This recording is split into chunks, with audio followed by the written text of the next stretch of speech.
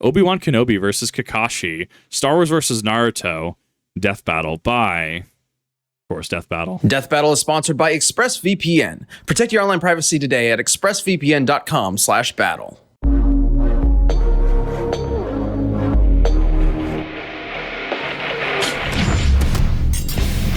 Heroes come in many different forms.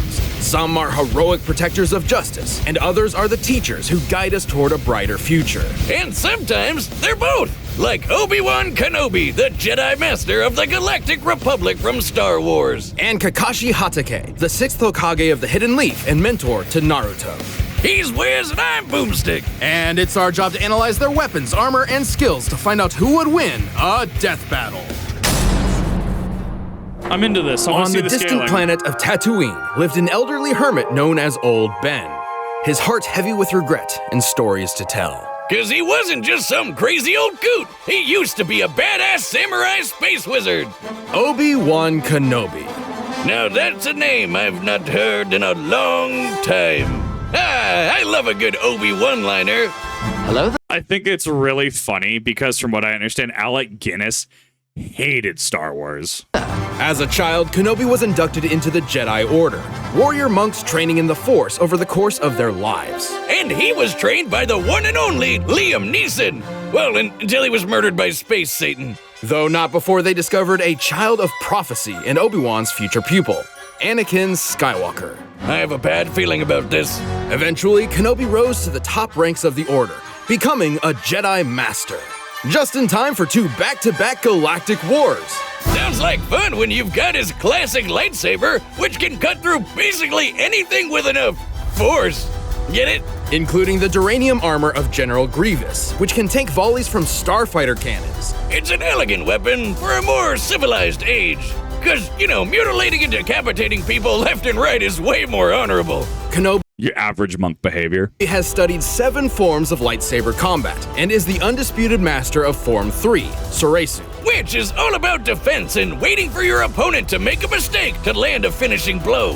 He's so skilled, he can beat Sith Lords in just seconds. But Kenobi's most powerful weapon, or better put, ally, is the Force, an energy. So, quick interrupt. I thought Form 7 Vapod was very specifically a Mace Windu thing because it does use the dark side. It channels the dark side through it, and thus my Mace Windu doesn't really teach it a whole heck of a lot because he's had pupils. I think 2 pupils fall to it. That might be Legends. I don't know, honestly. I thought that Form 7 was very specifically not. It's a variant on Form 7. Okay, then I'll roll with that one. Then I'll roll with the explanation that Mace Windu has a offshoot of 7. That exists almost everywhere. Jedi can tap into the Force to manipulate the world around them. Like throwing stuff around with telekinesis. Everything from pulling down an airship to crushing someone else's organs. While Kenobi prefers a more direct dueling approach, his power in the Force is nothing to scoff at. Many years after his time, he was explicitly compared to Jedi Knight Kip Duron, who could move a micro-singularity with a thought. Speaking of thoughts, he can mess with yours with the Jedi mind trick. Like if he wanted to, he could get jizz stuck in your head. Boomstick! Nice. Gross! What? It's a type of music. Those aliens at Jabba's palace were playing it. They're called jizz whalers. Huh. I bet Disney was real happy to learn about that one. Kenobi's Force abilities also include protective fields, illusions, and Tuta Minus, a technique for absorbing and redirecting energy attacks. Even without a lightsaber. Oh, also, he can see the future. Well, see, right here, though, we have Vapod on here, unless that's... Oh, man, my casual Star Wars-ness is definitely showing. I was under the impression, yeah, he was a master of Form 3. Sure, he might have other styles and might have learned from the other styles, absolutely. I don't know if he uses Vapod, though, or not. A certain extent, Jedi can glimpse the distant future through focused meditation. In battle, the Force can guide their movements, predicting danger in advance. Kinda like a space spidey sense. Exactly. With their incredible skill in the Force, Kenobi and Skywalker became a formidable duo. Obi-Wan ranked up even more and became a general. He's a badass space pilot who can dogfight at near light speed. According to an official novel, he can even Rensha. react down to the nanosecond. I don't know, Wiz. I've seen the movies and Jedi have never done shit like that. Well, other mediums have greatly expanded upon Jedi capabilities. Some are even powerful enough to hold together entire planets. Obi-Wan has fought an army while blindfolded, endured a blast from a starfighter, and battled the Sith Darth Vader. That's when he had to break out his most OP move of all, the high ground.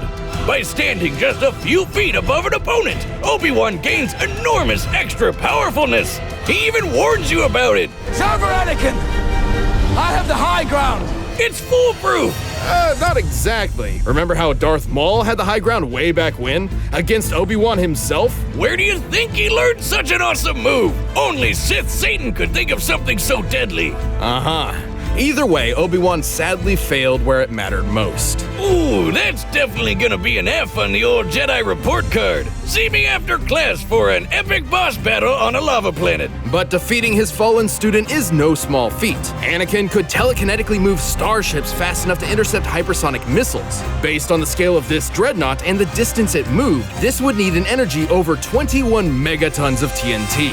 And that was when he was a newbie. He basically became the most powerful Jedi and Sith in Space Wizard history. However, Kenobi is extremely dedicated to his strict Jedi code, potentially to a fault. It's debatable if he ever learned from this mistake. After all, he told Luke Skywalker that the only way to ever become a Jedi would be to kill his own father. And he even tried to trick him into never figuring out that fact in the first place. Dick move, Obi. Dick move. But It's a move out of necessity. Obviously, the line that comes to mind is a certain point of view, right? We also showcase that Obi-Wan, can clearly learn. That's why the high ground worked, because Darth Maul was way too vain and did not ultimately see Obi-Wan, space jumping above him, right? Thus, Anakin versus Obi-Wan does mirror the Obi-Wan versus Darth Maul, right? It mirrors that, to which Anakin attempts the same thing, but Obi-Wan, having learned, knows that this is the play. Do you think that going into episode 5, do you think that if Obi-Wan and Yoda talked to Luke about Vader being his father, do you think that Luke, do you think he would have struggled far more? Realistically, they wanted him to not deal with the fight because he clearly wasn't ready. The Bespin duel showed that he clearly wasn't ready. Vader was in control of that entire fight until he finally started getting frustrated on the bridge, right? And then he's just like, okay, now I'm annoyed. It was a move out of necessity, and one that I think ultimately, unfortunately, as Luke had to find out from Vader and was frustrated about it, I think one that he could have grown to respect because it potentially saved him from being distracted during the fight, having conflicting feelings. I think that it was a necessity thing. even in his worst moments, Obi-Wan Kenobi always fought for the sake of others. He would battle his dark apprentice one last time, sacrificing his life in service of a new hope. And then he became a ghost! Don't ruin the moment. Strike me down, I shall become more powerful than you can possibly imagine. Yeah. Shinobi. I think realistically, we are using legends at this point. So I think that from these pool we're pulling from, it does make sense. Remember, things in legends, we have a lot of things in legends. People who are going to be able to say way more than I can honestly remember or comprehend.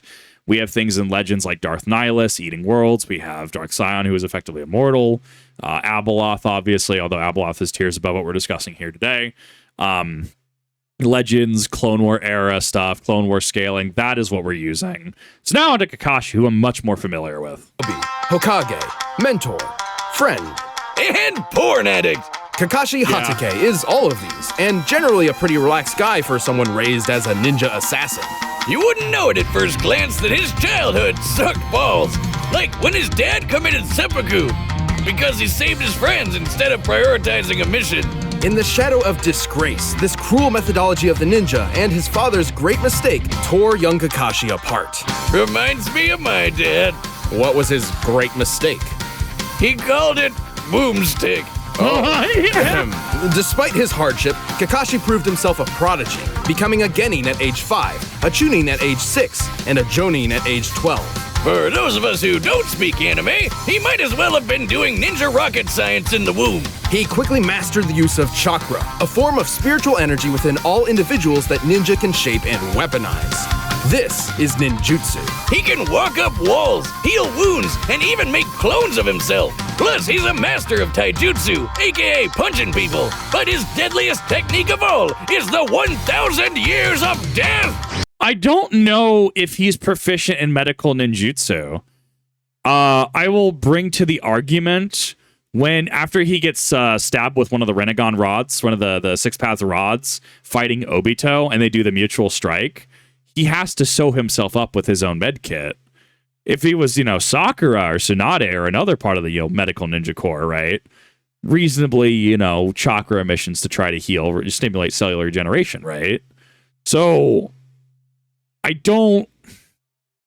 think I take issue, and I'll give my reservation that I don't think that he's proficient, or at least proficient enough for it to matter, with medical ninjutsu. Leaf Village Secret Finger Jutsu! 1,000 years of death! Oh, that's gonna get you on a list. Naruto's like 12. Chakra can also be molded into nature itself, and Kakashi can use it for numerous elemental attacks. Sure, he can shoot fireballs or dunk you with water, but his favorite is lightning. Lightning zaps, lightning clones, lightning dogs? That's awesome! How do I get one of those? He's even invented a lightning ninjutsu technique, the Chidori. By gathering electric chakra into his hand or a kunai, he becomes capable of piercing just about anything. Even a bolt of actual lightning. Take that, nature! Man triumphs over you once again.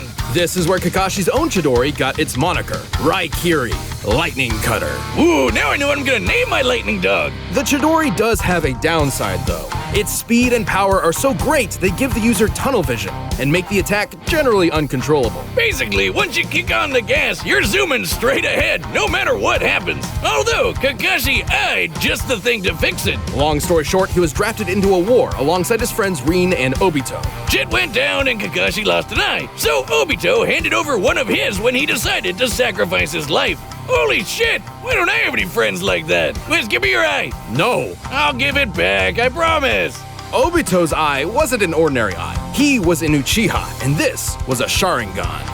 With his Sharingan, Kakashi not only got some control over his Chidori, but he can see a person's chakra, predict their movements, dupe your brain with genjutsu, and even copy jutsu techniques. He's such a filthy plagiarist that he's stolen over 1,000 jutsus in 14 years. Although since Kakashi is not an Uchiha, he can't exactly turn the Sharingan off.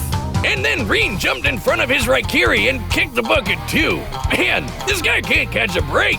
Yeah, there was a lot of stuff that went into that. Kakashi is a very heavily traumatized individual. And yet, unimaginable loss is exactly what is needed to unlock the Sharingan's next stage, the Mangekyo Sharingan. Oh yeah! With the Mankey Eye, he can cast Kamui, basically sucking objects or people into another dimension. Sure, it uses up a lot of his chakra pool, but it's a pretty clever instant win move. As it turns out, chakra literally didn't mean anything by the fourth war arc anyways. It literally became a plot convenience at a certain point. There was Kakashi was spamming Kamui left and right in the war. When it was, when he first did it, 2 Kamuis a day, absolutely put him in the hospital for like a week. Chakra usage honestly meant nothing by the time the Fourth Ninja War rolled around. And it was only when Kakashi started to say, oh, he was losing his eyesight a little bit and he fell on the ground. I think it was when he Kamui'd the Naruto clone with the Rasengan away in order to hit Obito on the shoulder. It gets real. You have to kind of look at like the Fourth War arc and stuff in like kind of a vacuum, so to speak.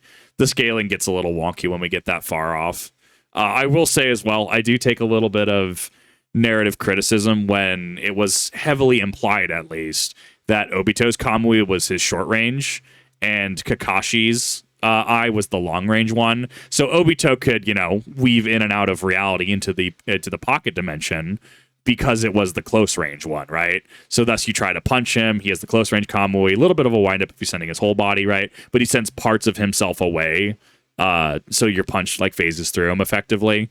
Where Kakashi had to actually focus on a point, and then that ripped something into the Kamui dimension. He blew it away into the other dimension. But how he came back was effectively using Kamui on himself, which you could argue, sure, reasonably, Kakashi's able to copy ninja, right? He can copy other ninjutsu, like we've seen this a number of times. who's called the copy ninja Kakashi in very early Naruto. Thus, it's not outside the realm of possibility that he's able to see Obito warp it back and forth with Kamui, especially once he knows what it is, and be able to replicate it himself. But from my understanding, going through the series, Obito was more close range Kamui, Kakashi was more far range. Thus, how you get the boost in speed is when Kakashi looks at him, when Madara is trying to send True Seeker orbs their way, Obito is trying to warp with Kamui, Madara is saying, this is the amount of time it's going to take for him to warp, my True Seeker orb will hit him, then Kakashi turns on him, and thus having the self Kamui and then the far Kamui working in tandem effectively doubled the speed. The concept of trauma granting new power fascinates me.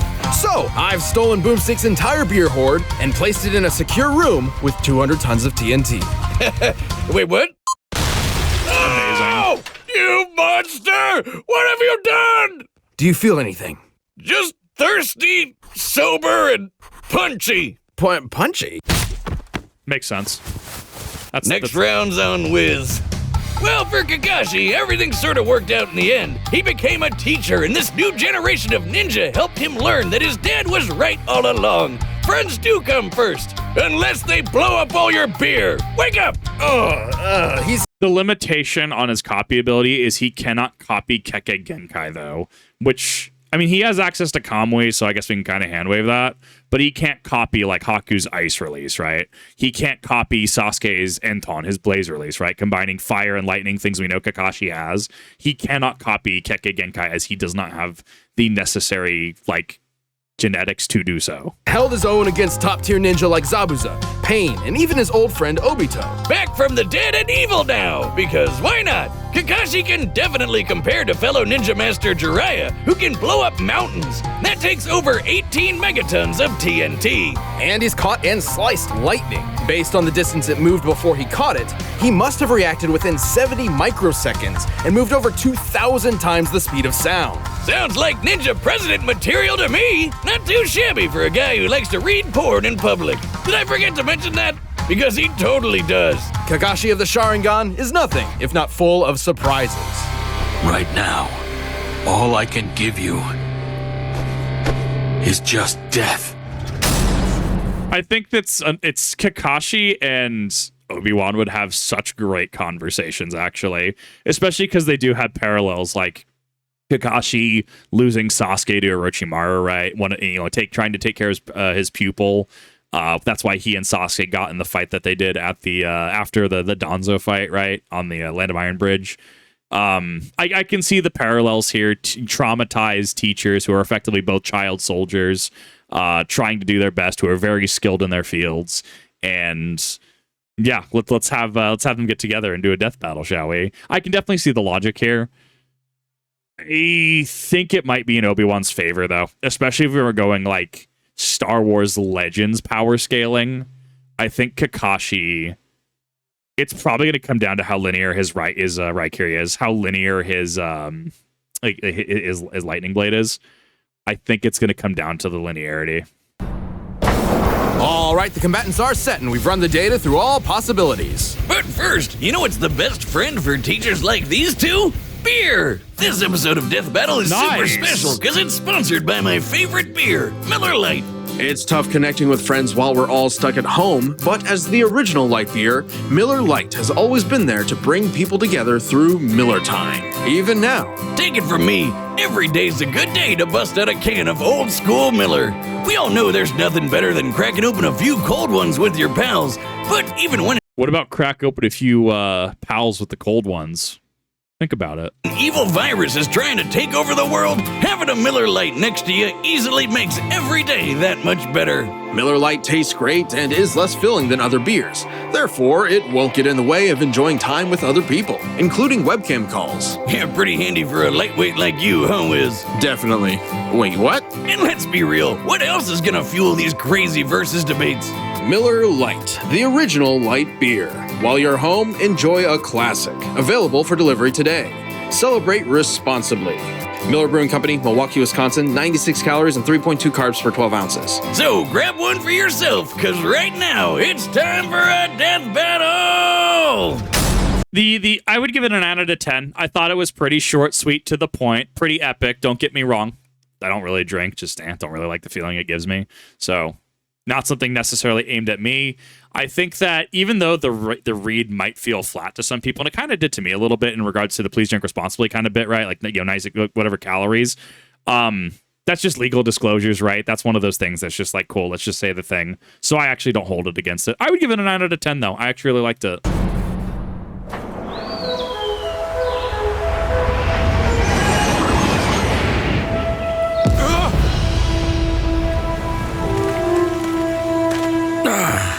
Another happy landing.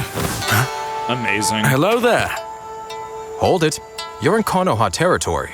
I have some questions, if you'll come with me. You want to go home and keep reading your book? I want to go home and keep reading my book. After I kick your ass!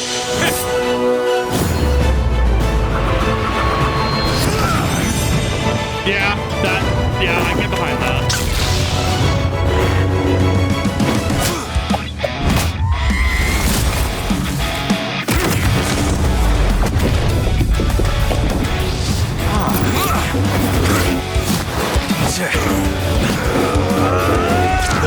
Oddly aggressive for Obi-Wan. I don't... Had enough? Well now, you've fallen for the deadliest stratagem we ninja know. 1,000 years of death. Don't try it! I have the high ground! Yeah.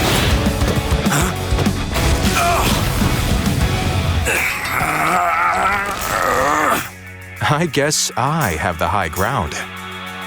Oh, I don't think so.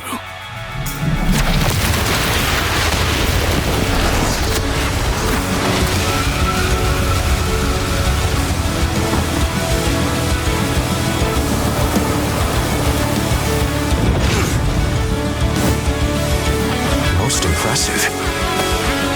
But I see you.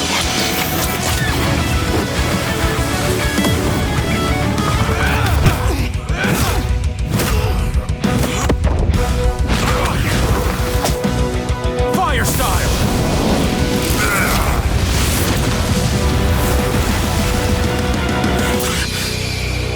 The Genjutsu is going to be a big one here, right? So how does he get out of this? Be mindful of your thoughts, Obi-Wan. They betray you. I guess.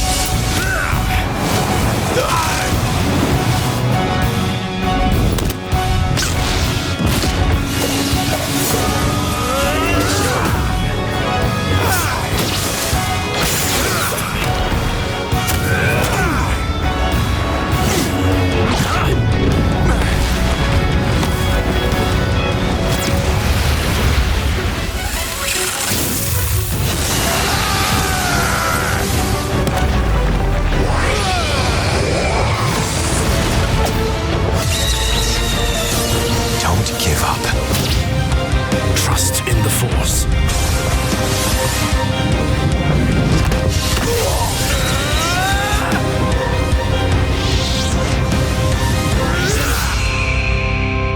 I think I can agree with it.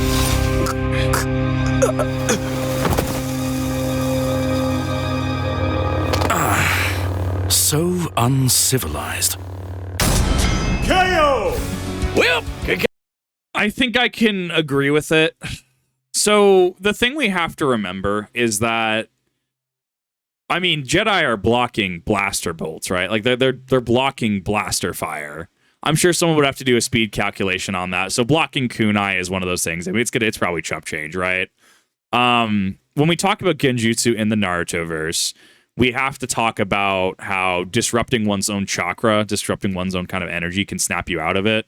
Whether that's by another Uchiha, say, Sasuke and Itachi during the Kabuto fight, staring into each other's eyes and, breaking out each other out of the Genjutsu, versus, I'm trying to think of other scenarios as well. Jinchuriki, like Killer Bee, being notoriously hard to put on the Genjutsu. Sasuke did put Killer Bee in their initial fight under Genjutsu, but the Eight Tails, Gyuki just woke him up anyways, right? So they're notoriously hard to put under Genjutsu. The Force, it surrounds us, binds us, etc. We've all heard the memes, right? being an external thing, it's not out of the question for the Force to snap somebody out of Genjutsu. I think that's an incredibly fair development. I think that's an incredibly fair thing to say. Notice that Kakashi had the upper hand when he was playing with his head, when he was, using different techniques and weaving them in with each other. And it really came down to how linear Kakashi was, how much lack of his lack of variability. He became a lot more linear, more predictable. He definitely kind of tunnel visioned and focused a little harder, in my opinion. Obi-Wan being aggressive at the beginning did really kind of throw me off guard, but they really did play into his defensive nature. And I mean, if we're going to argue, well, Obi-Wan can't have this Force whirlwind kind of thing. Look, dude, there's weirder things that have happened in Legends to just ordinary people. Plo Koon used Force Judgment, right? Effectively light side Force lightning, stuff like that. Especially for, what was being showcased. I personally have not watched the cartoon Clone Wars, but there was some stuff happening there. Wasn't Mace Windu like fist fighting a bunch of like super battle droids in that? Like, especially if we are going with Legends, I think this stands. I think it's fair. As much as I love Naruto, as much as I love Kakashi, I think this is a fair assessment. I do think that this is incredibly fair and in good faith. Kakashi may have been able to beat Obi too, but he just couldn't handle Obi-Wan. Awful. Got him. Kakashi's wide array of moves certainly kept Kenobi on his toes, but the Jedi's arsenal was far more powerful and versatile than you might think. Yeah, like how chakra is an internal life energy with a limited supply, but the Force is external and everywhere. Obi-Wan couldn't exactly run out of it, and Kakashi couldn't copy Force techniques. Because, he's using external Force, not internal chakra. Totally different. As for brute power, ninja mountain busting and Anakin's dreadnought telekinesis were fairly comparable. However, Kenobi matched Anakin's Force power well after he had become far stronger than that. This is the chosen one we're talking about here. Other Jedi have done some crazy stuff, like throwing a fleet of Star Destroyers out of a solar system in seconds and stopping a whole planet from going kaboom. Oh, and you know how Obi-Wan tore apart Grievous's armor with his bare hands in Revenge of the Sith? The same armor designed to survive starship cannons. Yeah. It withstood a blast that annihilated a subterranean city and almost collapsed the surface of a planet. I really feel that you're arguing it survived the hammer, but chiseling the plates apart is what the weakness was. I feel like that's where the argument comes into play.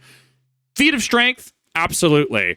I think that it's a little, the logic here might be a little warped, though. I seriously doubt Obi is physically strong enough to rip that armor apart, but apparently the Force is. Even Kamui wasn't a reliable option, since Kenobi's reaction speed was nearly 70,000 times faster than Kakashi's. I will also say as well that even though Kamui is kind of a game ender, it's one of those, like, if you're trying to power scale Gundam, right? Anything with funnels, fang, bits, you're instantly in a higher tier already by default, because holy crap, those things are dumb.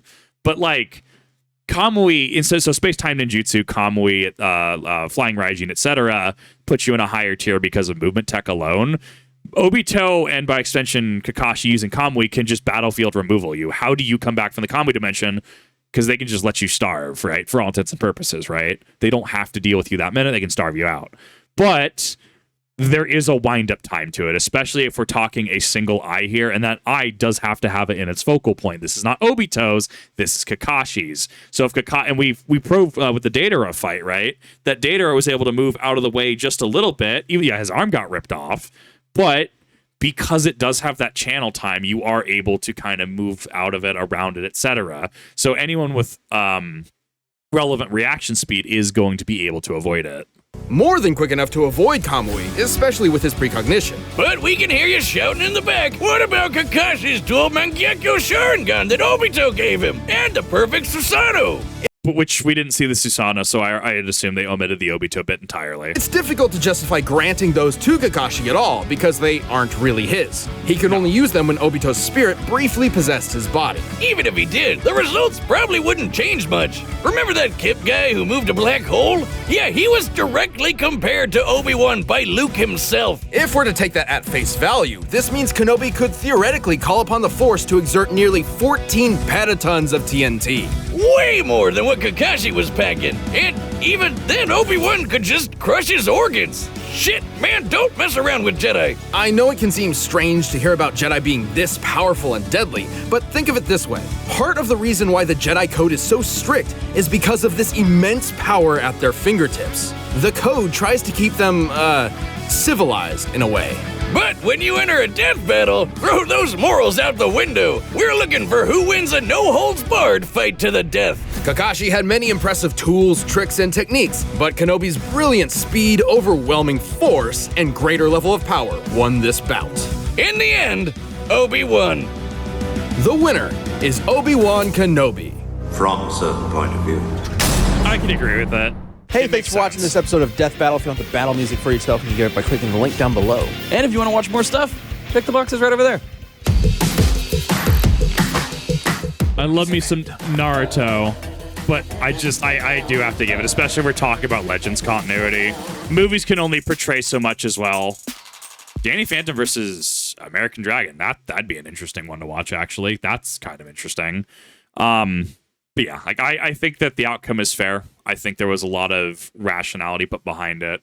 One thing as well that I think we do have to acknowledge as well is, like he said, ninjutsu chakra is kind of a internalized thing where the force surrounds us, binds us, etc. As far as I'm aware, no Jedi, Sith, Force user, Force sensitive, anything in Star Wars has ever showcased a limit. Like we talked about in this video, Kakashi using 2 Kamui in early Shippuden was in bed for several days. So Obi-Wan effectively kind of has unlimited power from a certain point of view, where Kakashi does not. There is a limit to his chakra, even if he's spamming Kamui and Raikiris left and right. So I think that, especially in a battle of attrition, especially because Obi-Wan is a far more defensive fighter, I think that if we make this a prolonged fight, Kakashi does unfortunately lose as well. Sure, we do have feats like Shiden, which is kind of like a EMP quote unquote burst, and a burst from him. Think like Almighty Push a little bit, but like lightning. Sure, we have things like that in Boruto. I think that the omission of double Mangekyo Sharingan, Susanoo, I think that was a fair omission because that was Obito and him working in tandem with each other, and lack of Obito's spirit means he does not have access to those powers, nor has he been showcased to have access to those powers since.